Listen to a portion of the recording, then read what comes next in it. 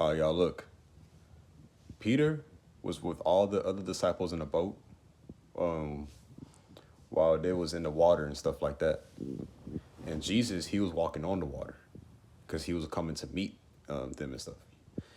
So when they saw Jesus, they were scared and they were afraid. But Jesus said, be not afraid, for it is I." And so Peter was like, "Lord, if that is you, bid me to come on the water." So he got on the water. And then when he did that, he held on to his faith a little bit, but then he started to look around because the water was splashing left and right, hitting him and stuff like that. And then boom, he took his eyes off him, and that's when he started to lose faith. That's when he took his eyes off God. And I'm just saying that because that could be us on our walk with God.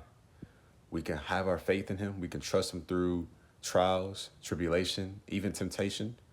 But the minute we take our eyes off Him and we let things come into our life, we end up falling into sin. We end up hurting God. We end up grieving God. We end up relapsing into some sort of sin, some sort of habit that we got delivered from. And that's basically what happened to me.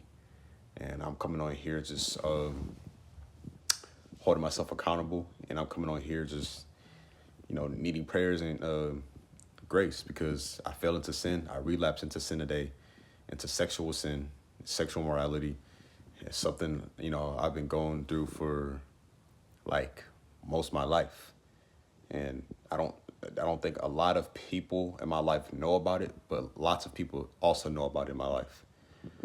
But I'm gonna let y'all know something, man. We cannot take our eyes off God because if we allow temptation to creep in just a little bit, it's going to eventually have more territory, more space in our life, and then we're going to eventually just fall into sin. We're going to eventually give in to something. And if we take our eyes off God, we will start leaning on to our own understanding. We will try to do stuff our own way. We will try to figure out life by ourselves instead of letting Jesus, be the CEO of our life, knowing that we're not the CEO of our life, but Jesus is. I'm just letting y'all know, bro. I relapsed. I gave in to sin again. But a righteous man falls 7 times, but he gets back up and keeps going. But the wicked stumble in times of calamity. That's Proverbs 24:16.